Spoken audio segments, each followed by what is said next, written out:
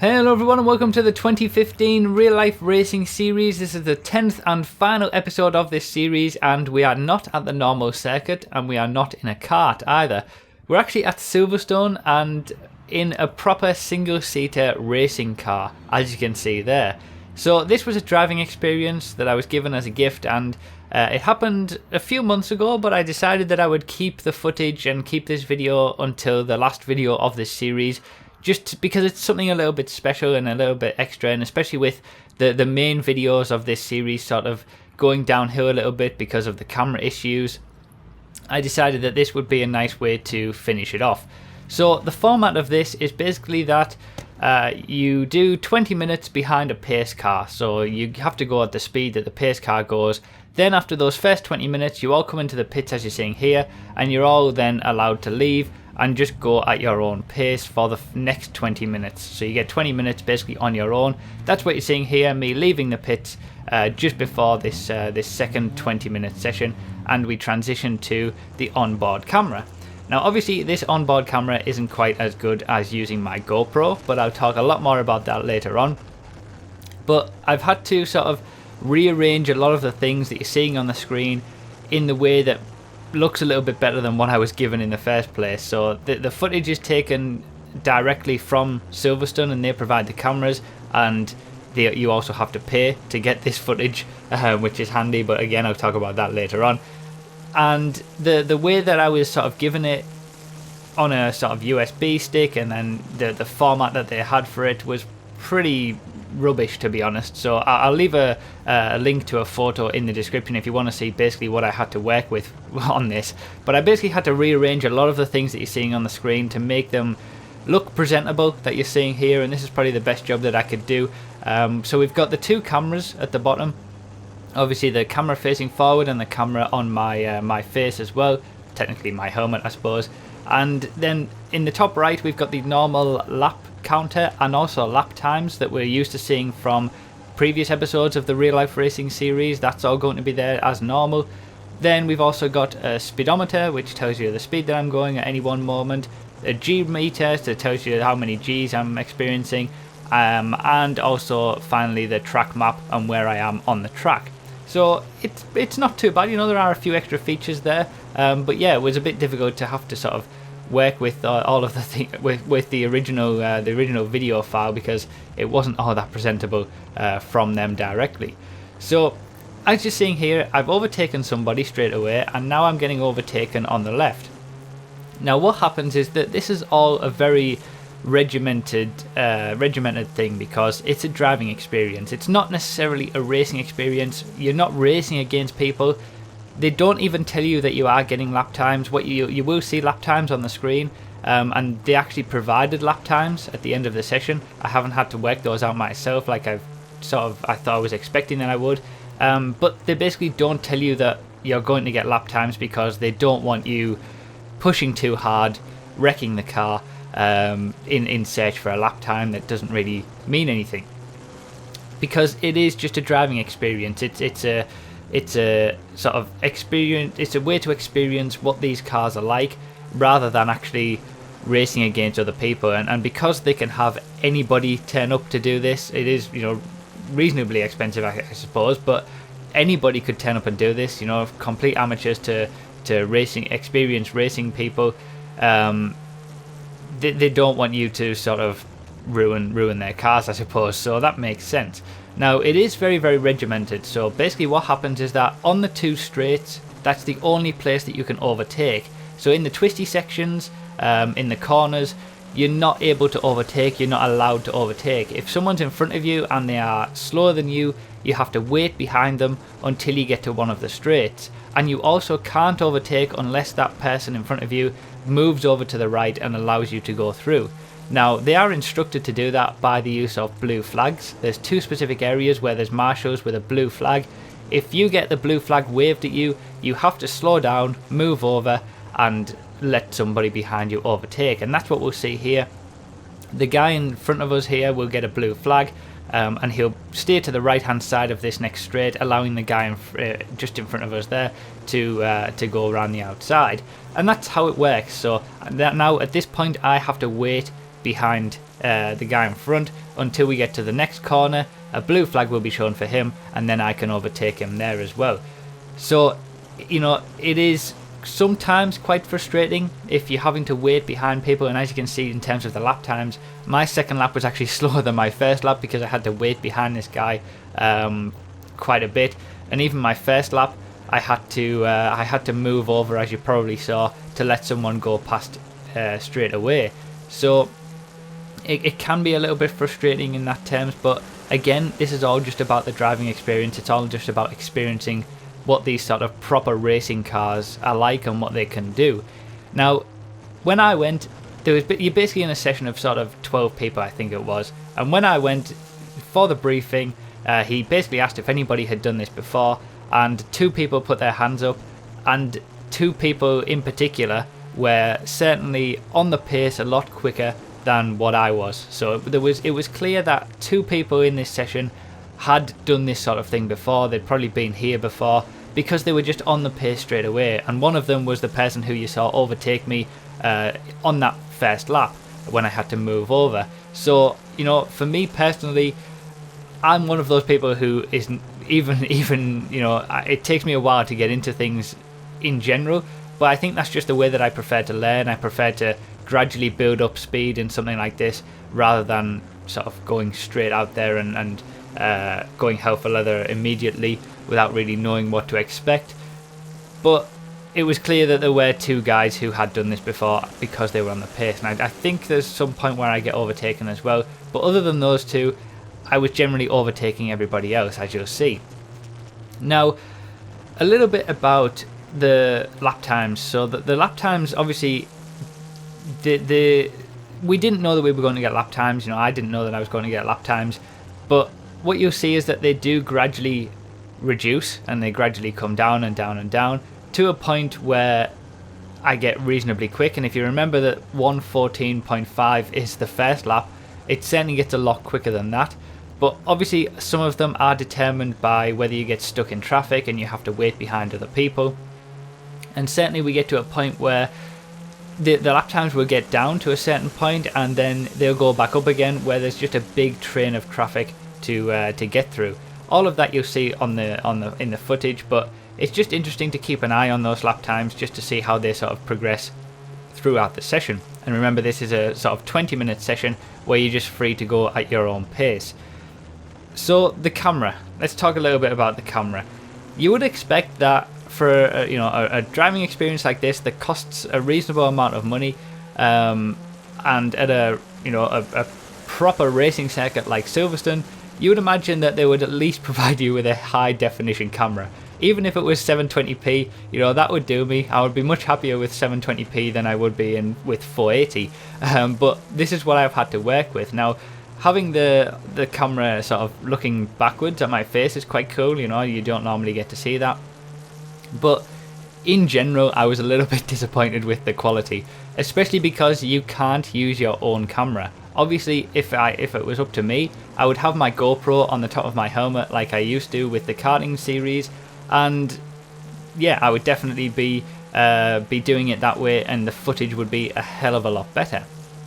But I think the reason that obviously Silverstone don't want you to do that for these driving experiences is because you have to then pay an extra, I think, £35 to get the footage recorded. So if you actually want some footage, you have to then pay them for the privilege of using the camera. So even though the footage isn't as good as what I would have been able to do on my own, I still have to pay them for the privilege of being able to record it. So that's the reason that they don't allow GoPros here. At the other circuit, you know, don't even get me started. I just have no idea.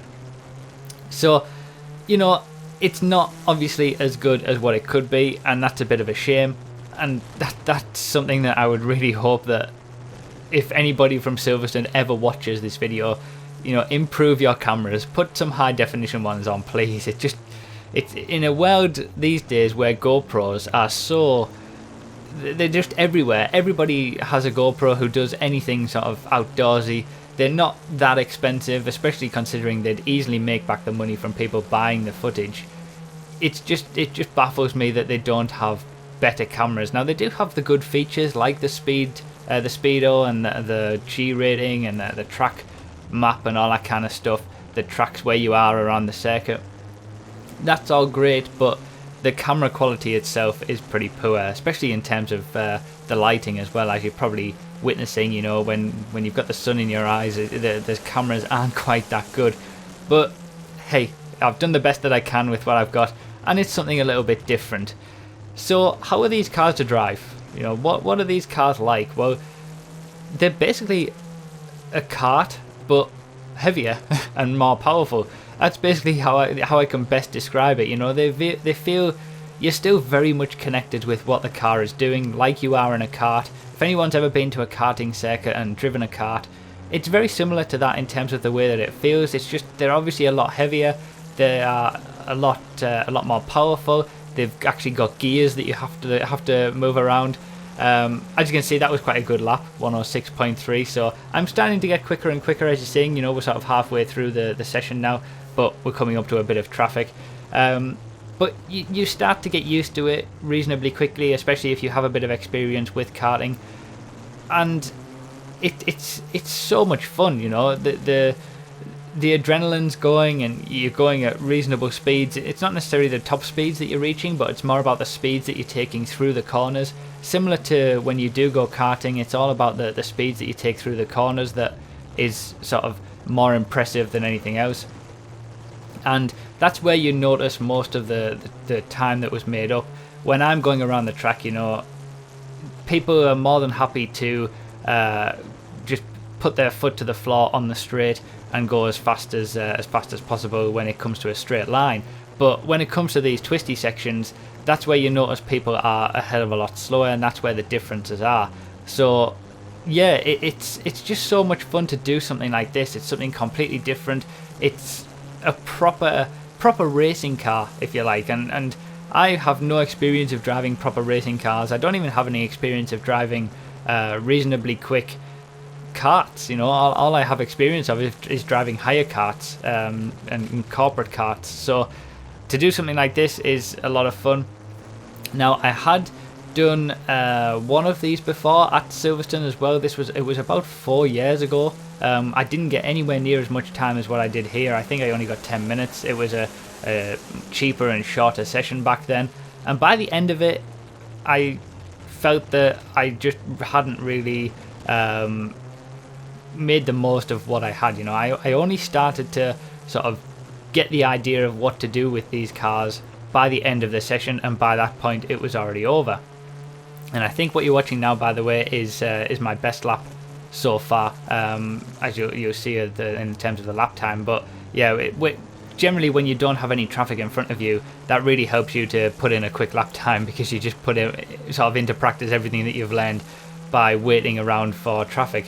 And there you go, 105. So taking into account the fact that the first lap was a 1:14, that's a pretty decent improvement. But yeah, when I did this sort of 4 years ago, I didn't really get that much out of it, and I certainly, if I had video footage of it, I probably wouldn't have been able to talk much about it, because it wasn't really all that interesting. So I, you know, and especially with it being 4 years ago, I was still a bit tentative on what to do straight away and all that kind of stuff.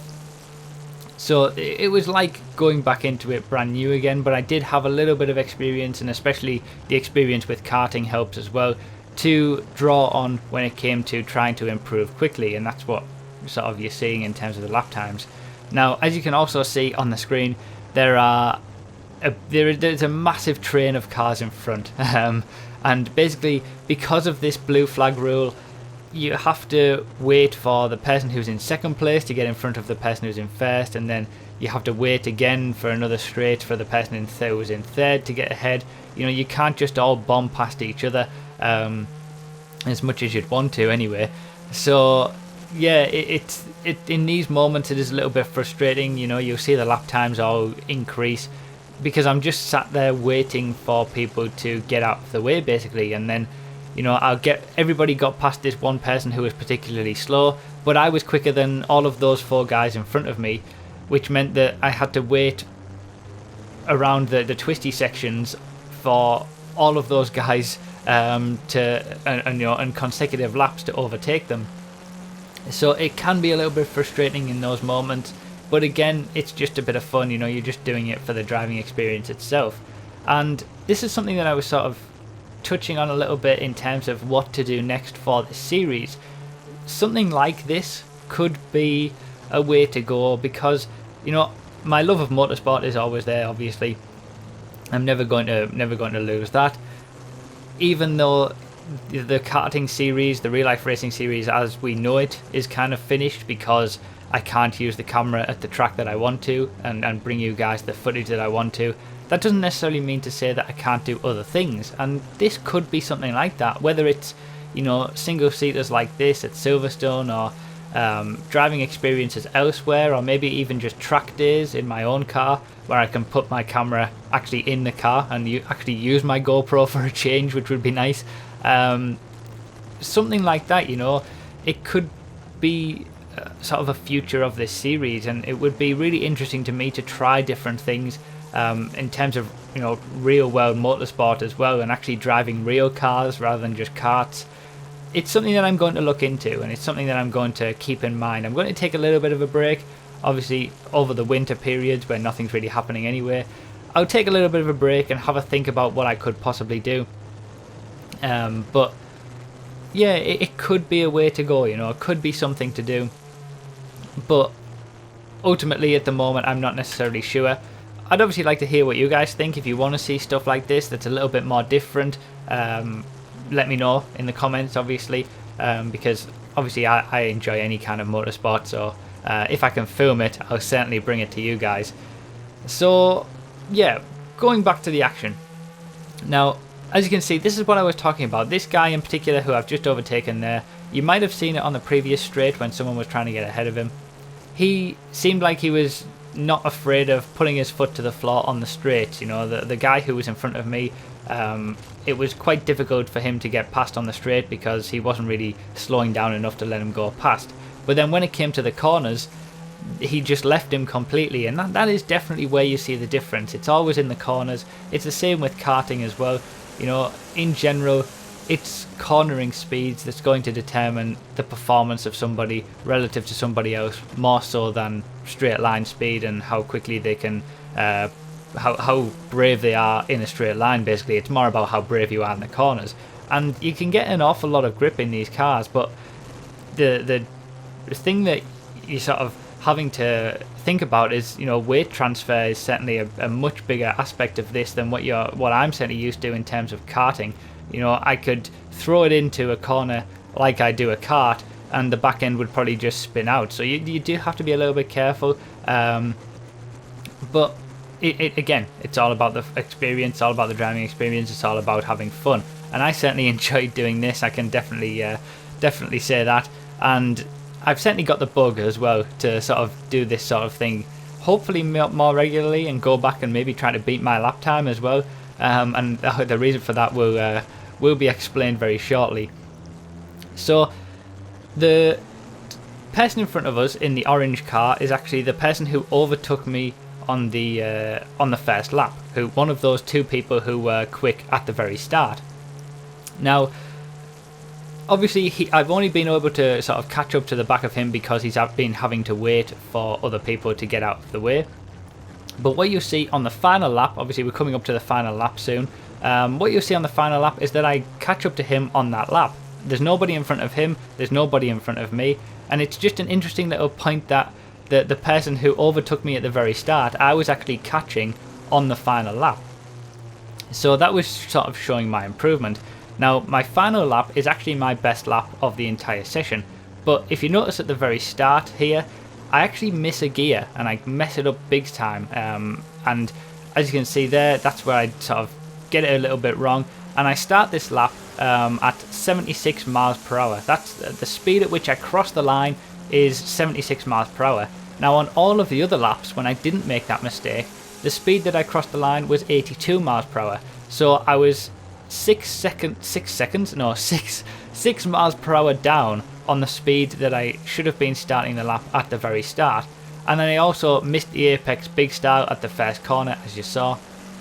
So I'm already on the back foot on this lap, but I really do hook up the final part of it very well, and this is sort of I've been stuck behind traffic all this time. I'm sort of happy to be finally let loose, and I'm able to, do really well in the corners, use the grip and get the right lines and put the power on as much as possible in this sort of final section, and I make up a lot of time in this final section, even though I'd made the mistake at the start, and I end up smashing my best lap time, I end up getting a 1:04. So I've basically remembered my first lap was a 1:14. I've taken 10 seconds off my best lap time, and that was also the final lap of the session as well.